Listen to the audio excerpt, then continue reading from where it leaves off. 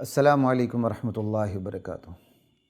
بسم اللہ الرحمن الرحیم، والصلاة والسلام علی رسولہ الکریم وعلی آلہ وصحبہ اجمعین، اما بعد۔ خواتین و حضرات، مختصر درس حدیث کے سلسلے کے ساتھ خلیق الرحمن آپ سے مخاطب ہے۔ آج اس سلسلے کی حدیث نمبر 18 ہے، جو کہ صحیح مسلم کی حدیث ہے۔ عن تمیم الداری رضی اللہ تعالی عنہ ان النبی صلی اللہ علیہ وسلم قال، حضرت تمیم داری رضی اللہ تعالی عنہ فرماتے ہیں کہ نبی صلی اللہ علیہ وسلم نے ارشاد فرمایا، الدین النصیحہ، دین تو نصیحت کا نام ہے۔ نصیحت اردو زبان میں انتہائی محدود معنی میں استعمال ہوتا ہے۔ کسی کو مشورہ دینا، کسی کے ساتھ آپ نے کیا کہتے ہیں اچھائی کرتے ہوئے اسے کوئی اچھی بات بتا دینے کا نام نصیحت ہے بس، جبکہ عربی زبان میں بڑی وسعت ہے اس لفظ میں۔ تو یہ حدیث ہے، الدین النصیحہ، دین تو نصیحت کا نام ہے۔ کیا مطلب؟ دین تو اخلاص کا نام ہے، دین خلوص کا نام ہے، دین مخلص ہو جانے کا نام ہے، دین کھوٹ سے پاک ہونے کا نام ہے، دین سچائی کا نام ہے، دین ارادہ خیر کا نام ہے کہ آپ کسی کے لیے خیر کا ارادہ کرتے ہیں۔ صحابہ کہتے ہیں، ہم نے عرض کیا، قلنا لمن، یا رسول اللہ یہ اخلاص و وفا، یہ نصیحہ کس کے لیے، کن کے لیے؟ آپ نے فرمایا، للہ، اللہ کے لیے، ولی کتابی، اللہ کی کتاب کے لیے، ولی رسولی، اللہ کے رسول کے لیے، ولی ائمۃ المسلمین، اور ائمہ مسلمین کے لیے، اور وعامتہم، اور عام باقی تمام مسلمانوں کے لیے۔ مخلص ہو جانا، کھوٹ سے پاک ہونا، دین اسی کا نام ہے۔ تو خواتین و حضرات، اس کا پہلا لفظ ہے الدین النصیحہ، یعنی حدیث ہی پوری یہی ہے، الدین النصیحہ۔ یہ حدیث جوامع الکلم میں سے ہے، اوتیت جوامع الکلم، نبی علیہ السلام کی حدیث ہے کہ مجھے جامع کلمات عطا کیے گئے ہیں، جو الفاظ میں تھوڑے ہوتے ہیں لیکن معانی کا سمندر ہوتے ہیں۔ اللہ اکبر۔ تو یہ حدیث بھی جوامع الکلم میں سے ہے، پورے دین کا انحصار ہی نصیحت کے اوپر ہے۔ تو نبی علیہ السلام نے یہ حدیث پیش کی، یہ ارشاد فرمایا کہ الدین النصیحہ، دین نصیحت کا نام ہے۔ کیا مطلب؟ دین تو اخلاص کا نام ہے، دین خلوص کا نام ہے، مخلص ہو جانے کا نام ہے، سچائی کا نام ہے، کھوٹ سے پاک ہونے کا نام ہے، ارادہ خیر میں، اچھے ارادے میں کوشش صرف کا، اچھی نیت کے ساتھ، اچھے ارادے کے ساتھ کوشش صرف کر دینے کا نام ہے، صاف دل ہونے کا نام ہے، پاک دل ہونے کا نام ہے، منافقت چھوڑ دینے کا نام ہے۔ صحابہ عرض کرتے ہیں، یہ اخلاص و وفا، یہ مخلص ہونا، کھوٹ سے پاک ہونا، صاف دل ہونا، ارادہ خیر میں کوشش صرف کرنا، یہ سب کس کے لیے ہو، کن کے لیے ہو؟ آپ نے فرمایا، للہ، یہ سب سے پہلے اللہ کے لیے ہو۔ اللہ کے لیے اخلاص، اللہ کے لیے کھوٹ سے پاک ہونا، اور جو اللہ کے لیے مخلص ہو گیا وہ سب کے لیے مخلص، جو اللہ کے لیے مخلص نہیں وہ کسی کے لیے مخلص نہیں۔ تو اللہ کے ساتھ اخلاص کیا ہے؟ ٹھیک ہے نا؟ نصیحت کا مطلب، اگر آپ اس نصیحت کے عربی لفظ کو دیکھتے ہوئے اگر آپ اردو کے اندر کوئی جامع لفظ تلاش کریں تو میری دانش میں صرف اخلاص ہے، اور یہ اخلاص کا لفظ بھی دراصل عربی سے ہے، لیکن چونکہ اردو میں استعمال ہے تو نصیحہ کے جامع ترین لفظ کو دیکھتے ہوئے میری اپنی دانش میں جو اس کا لفظ متبادل اردو میں استعمال ہوتا ہے، اگرچہ وہ عربی سے ہی آیا ہے، وہ اخلاص و وفا کا نام ہے، اخلاص۔ تو صحابہ عرض کرتے ہیں، یا رسول اللہ یہ اخلاص کس کے لیے، کن کے لیے؟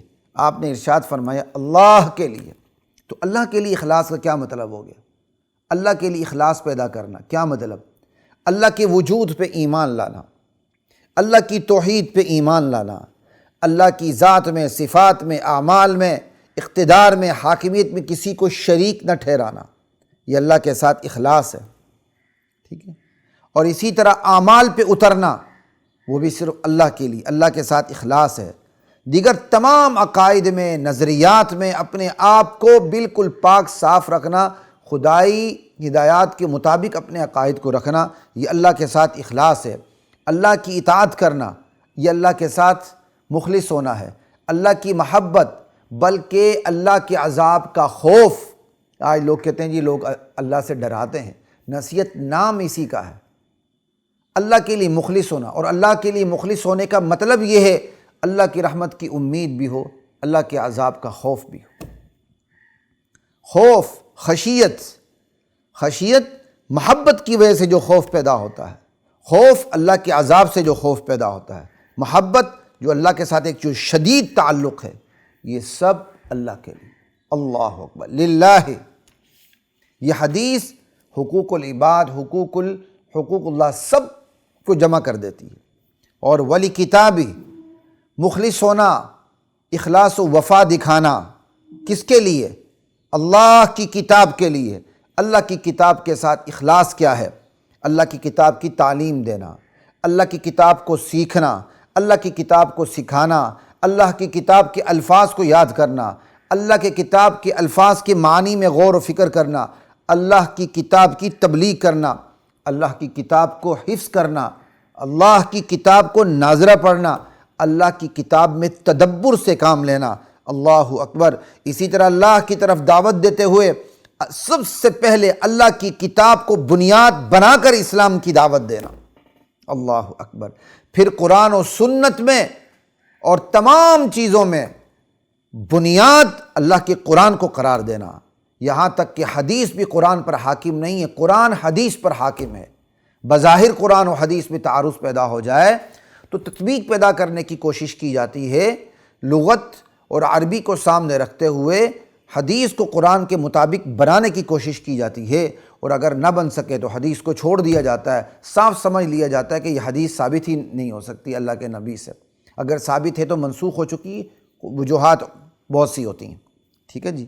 لا الہ الا اللہ۔ اور اللہ کی کتاب کے مطابق فیصلے کرنا، یہ ہے اللہ کی کتاب سے مخلص ہونا، اللہ کی کتاب کے ساتھ اخلاص و وفا دکھانا۔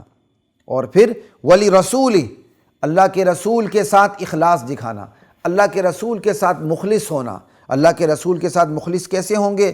اللہ کے رسول پر ایمان لانا، رسالت پر ایمان لانا، نبوت پر ایمان لانا، ختم نبوت پر ایمان لانا، اور ختم نبوت کے معنی کو سمجھنا، یہ نہیں کہ زبان سے جگالی کرے کہ میں اللہ کے نبی کو آخری نبی سمجھتا ہوں، اور ساتھ یہ بھی سمجھنا کہ ہمارے فلاں اماموں پر بھی ابھی وحی اترتی ہے۔ ایسے کہنے والے زندیق، مرتد اور دائرہ اسلام سے خارج ہیں۔ خاتم النبیین کا مطلب ہی خاتم المعصومین ہے، خاتم النبیین کا مطلب یہی ہے، وحی کا چیپٹر کلوز ہو چکا ہے، اب کسی پر بھی شریعت کی وحی اوپر سے نہیں اتر سکتی۔ لا الہ الا اللہ۔ تو اللہ کے رسول کے ساتھ مخلص ہونے کا مطلب یہی ہے، یہ سمجھنا کہ وحی جو آ رہی تھی انبیاء پر، وہ وحی اللہ کے نبی پر آ کے ختم ہو چکی، اس کے بعد شریعت وحی یہ شریعت کسی پر بھی نہیں آنی۔ اور اللہ کے رسول کے ساتھ اخلاص کا مطلب کیا ہے؟ اللہ کے رسول کی اطاعت کرنا۔ اللہ کے رسول کے ساتھ مخلص ہونے کا مطلب کیا ہے؟ اللہ کے رسول کے جو یار ہیں، اللہ کے رسول کے جو صحابہ ہیں، ان کے بارے میں اپنے دل میں کھوٹ نہ رکھنا، بالخصوص ان اصحاب کے بارے میں اسپیشلی جن کی تعریف اللہ کے رسول نے خود کی۔ اللہ اکبر۔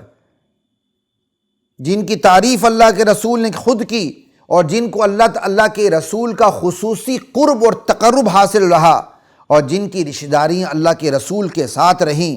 اللہ اکبر۔ اور خصوصاً ان صحابہ ان صحابہ کو اسپیشلی ان سے محبت کرنا جن پر کھوٹ والے دشمنان صحابہ کڑی تنقید کرتے ہیں۔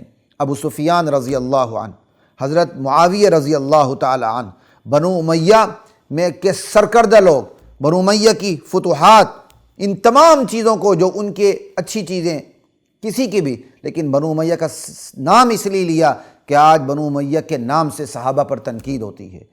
تو اللہ کے رسول کے ساتھ مخلص ہونے کا مطلب یہ ہے اللہ کے رسول کے صحابہ میں سے خصوصی صحابہ جن کو قرب حاصل رہا، جن کی آپ نے تعریف کی، جن کو آپ نے ذمہ داریاں سونپی، جن کی خلافت کا باقاعدہ آپ نے خلافت کے اشارے دیے بلکہ صراحتیں فرمائیں، اللہ اکبر، ان کے ساتھ مخلص ہونا دراصل اللہ کے رسول کے ساتھ مخلص ہونا ہے۔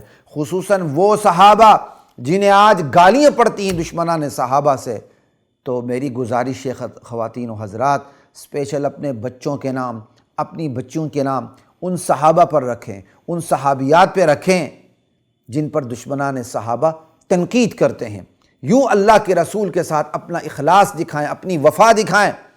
بیٹے کا نام سفیان رکھیں، ابو سفیان رکھیں، معاویہ رکھیں رضی اللہ تعالی عنہم اجمعین، بیٹی کا نام عائشہ رکھیں، بیٹی کا نام حفصہ رکھیں، بیٹی کا نام رقیہ رکھیں، بیٹی کا نام زینب رکھیں، بیٹی کا نام ام کلثوم رکھیں، بیٹی کا نام فاطمہ رکھیں۔ فاطمہ چونکہ رکھتے ہیں، اسپیشلی میں نے دیگر کی بات کی جن کا باقاعدہ انکار ہوتا ہے، رسول کی 3 بیٹیوں کا انکار ہوتا ہے، تو آپ صحابہ اور صحابیات سے وفا دکھائیں۔ دراصل یہ وفا اللہ کے رسول کے ساتھ وفا ہے، ولی رسول ہی۔ اسی طرح آگے چلیں، ولی ائمۃ المسلمین،